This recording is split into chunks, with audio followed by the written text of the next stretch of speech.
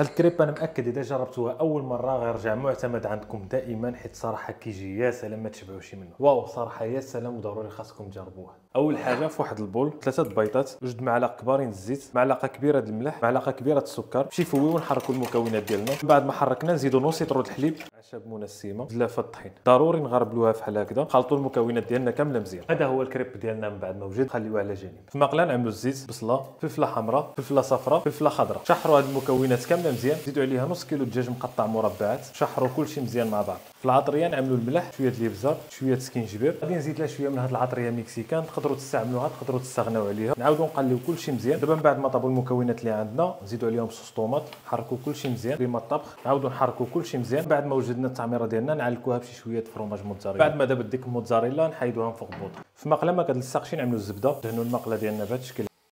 طابت من هاد الجهه قلبوها على جهه اخرى. من بعد ما طابت نحيدوها وكتجينا الكريب ديالنا على هذا الشكل هذا. يا سلام. ودابا من بعد ما وجدنا كلشي قلبوا لي كريب ديالنا بهذا الشكل، نعمروهم من هاد الجهه هادي شويه موتزاريلا، لويوهم بهذه الطريقه هادي، كيجيونا بهذا الشكل هذا. وبنفس الطريقه كنكملوا مع لي كريب كاملين، نزلوهم نحمروهم في شي مقيله بهذا الشكل هذا.